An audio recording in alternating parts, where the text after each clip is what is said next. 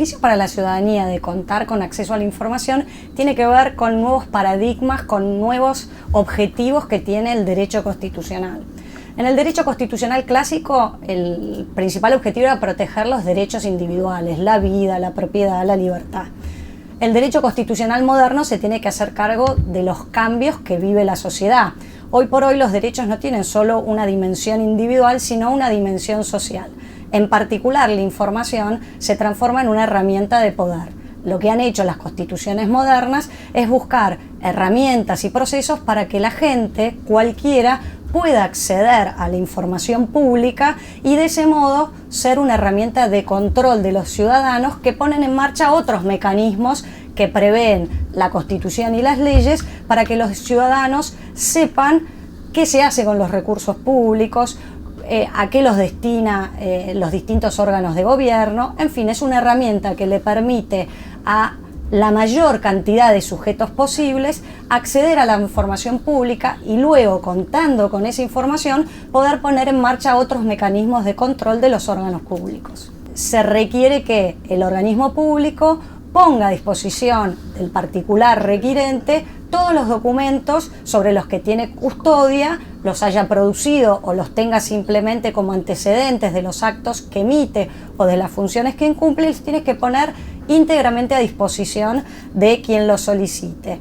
La única salvedad que hace la ley es resguardar datos sensibles, cuestiones de seguridad, cuestiones de estrategia de defensa en juicios, pero fuera de las excepciones que prevé la ley, la información que se debe brindar tiene que ser completa y ajustada a los documentos con los que cuenta.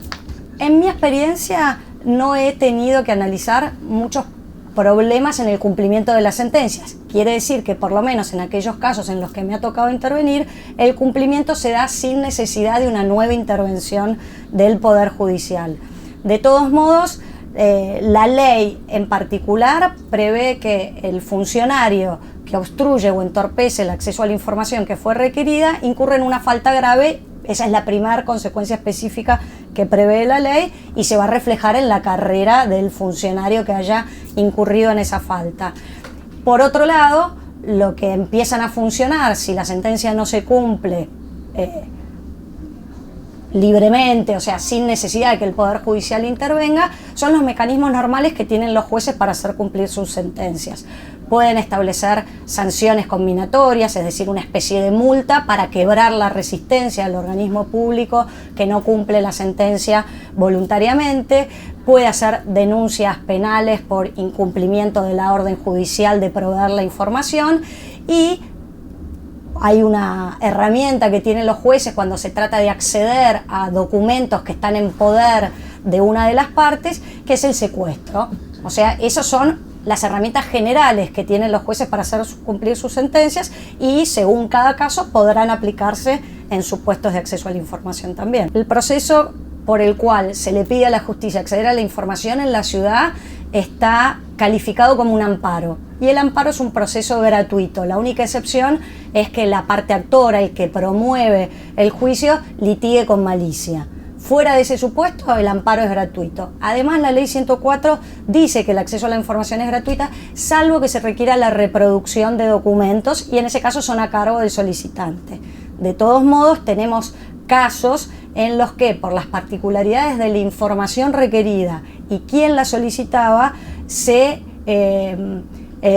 los jueces habían dispuesto que iba a ser gratuita incluso la reproducción y frente a la objeción del demandado, nosotros hemos confirmado que, insisto, por las características de los derechos, en esos casos normalmente era acceder a información de planes sociales, de acceso a vivienda, en los que quienes lo requerían eran supuestos beneficiarios o gente que aspiraba a ser beneficiaria, patrocinada por defensores oficiales, es decir, se daban todas las notas de extrema vulnerabilidad en quien estaba solicitando y no parecía adecuado con una interpretación integral de la Constitución y la Ley de Acceso a la Información, frustrar la posibilidad de conocer quiénes eran los beneficiarios exigiendo el pago de aquellos documentos que había que reproducir, que por lo demás no se había acreditado que por su volumen o su cantidad podrían generarle al órgano que tenía que proveerlos algún desajuste o un excesivo gravamen.